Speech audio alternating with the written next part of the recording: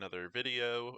As always, if you would like to see any specific content, please let me know either on Discord at Khaleesi, in-game mini call, and as always, if you have any questions, comments, or concerns about anything, feel free to reach out to your Alliance leadership. Today we are going to be talking a little bit more about wars. We did kind of touch on it a little bit, and kind of with the craziness of the weekend. I haven't really gone too far into it, kind of with an in-depth video.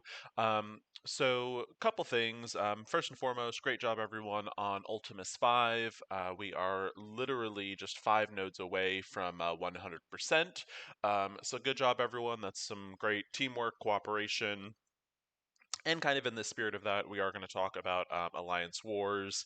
And while we haven't really had too much of an issue in the first war, and obviously even the second one, it is a great idea to kind of get those good practices down as soon as possible.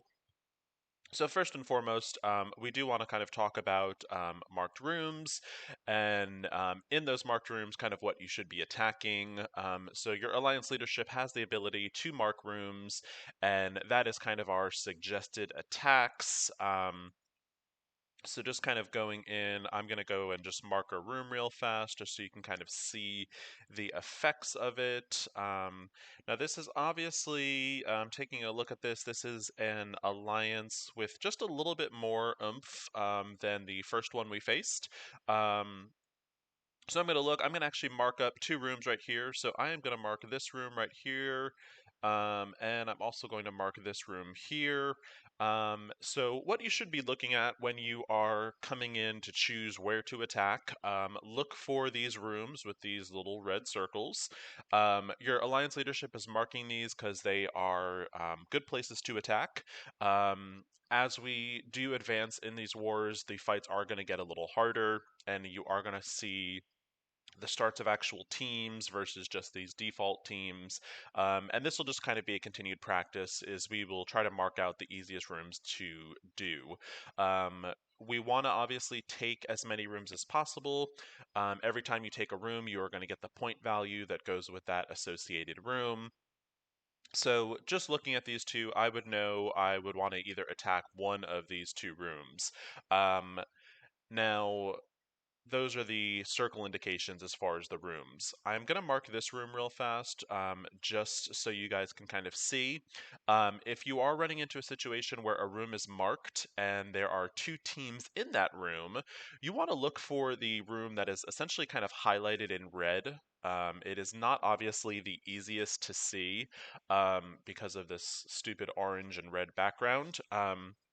But this little target here, the little bullseye target, will be highlighted, whereas over here it is kind of dimmer and dark. So if you're in a room that has 2 teams still up, look for the one that is highlighted. So I'm just going to unmark that real fast.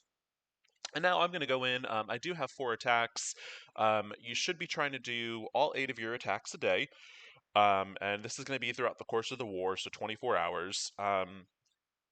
The way these war attacks work is you are going to start off right off the bat with 2 charges. And then I want to say it's not a full 4 hours for the first recharge. It's like, I think 2 hours, you'll get your third charge. And then after that, it should be 4 hours to get your charges. It's going to cap out at 5.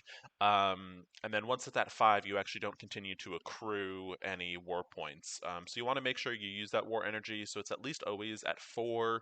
That way, you can keep accumulating energy. If you go through with all the attacks in a period, you should be doing at least 8 attacks. This is going to do kind of 2 things. Number one, the more attacks you do, just the better chance we have of winning. And secondly, the other thing it's going to do for us is in these alliance milestones, if you win or lose an attack, so win or lose, you're getting 85 points. So we do those 85. If you were to do your 8 attacks, we are looking at an additional 680 alliance points per war, and typically you're able to do 3 wars in a week, so you're looking at an additional 2,000 points towards these weekly milestones, which get us great rewards. Emma Frost is getting ready to end, but it will continue with like a normally it's a gear event after a character. Um, so kind of two strategies you're going into this with. If you do have a semi-robust roster, you might be able to do all 8 attacks with solid teams. And part of the key to that is not you like wasting your roster. So I look in here and this roster, it's a 17,000 team. However, all of these characters are, under 4,000. And typically, if you have a character that is at least 2 times as strong as the team, they can pretty much take the entire team by themselves. And you can then put in some weaker characters. So I'm going to go with Crossbones. My Crossbones is 7,600 just from the My Villains campaign. And I'm going to go in and I'm just going to take him with just some weaker characters, nothing really to write home about. Um, so you'll see his power is lower, but because of his. Well, you'll see that the team power is lower, but because of Crossbone's overall power, he should be able to handle this team no problem by himself. And the other 4 characters are really just kind of cannon fodder to keep him alive. So we'll go in, we'll do an attack. When you are facing these shield minions, if there is a healer amongst them, so either shield medic or shield operative, you're going to want to take that character out first, just because the heals are going to be super annoying. In this fight, I am going to go for these little shield troopers first, just because they have the annoying tendency to rebound. Now, Crossbones is unique where he does do that explosion, but you'll kind of see like they're only hitting him for like 30 damage for the most part, these shield security people. Um, and I mean, he is basically able to kind of single handedly get rid of these folks. The reason you kind of go in with a full team is because you don't want him taking all these hits initially, because when a character does get hit, it slows them down. But boom, right off the bat. So my Crossbones, mind you, not super strong, and you saw that that team that I brought in was only about 9K, and he was able to go in at, you know, 3 times, just about 2 times their attack. So even though I brought in a 9K team, I was still able to handle a 17K team. I'm gonna go in with just another one.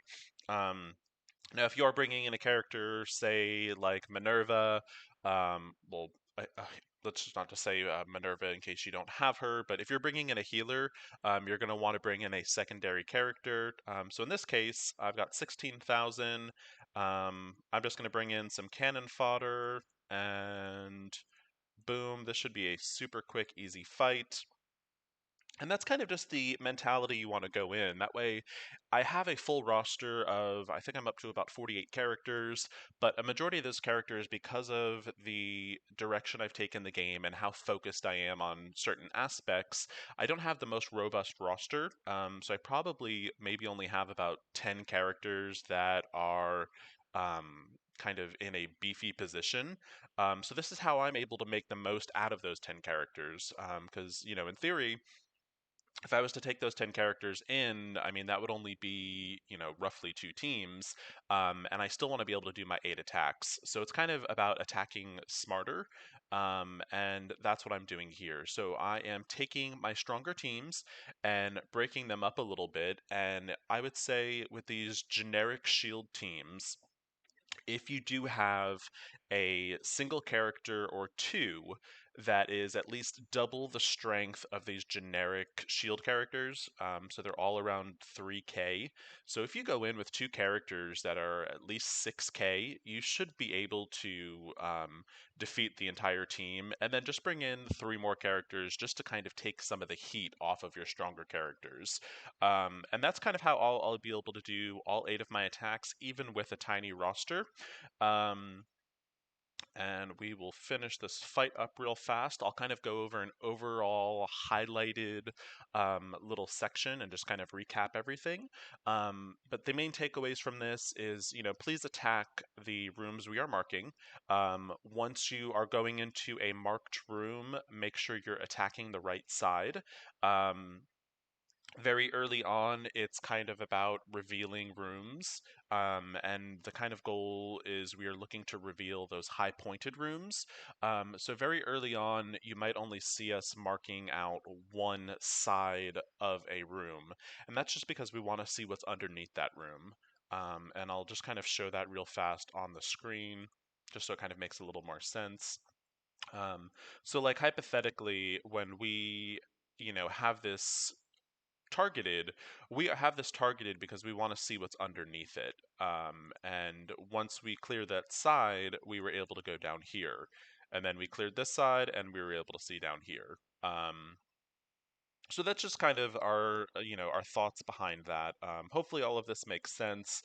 If you do have any additional questions, as always, feel free to reach out to your Lions leadership. I can certainly go more in depth as to if there is additional confusion. Hopefully you found this video helpful. Good luck in the remainder of this war, and good luck with our Ultimus 5 raids. Thank you so much for watching, and hope you found this helpful.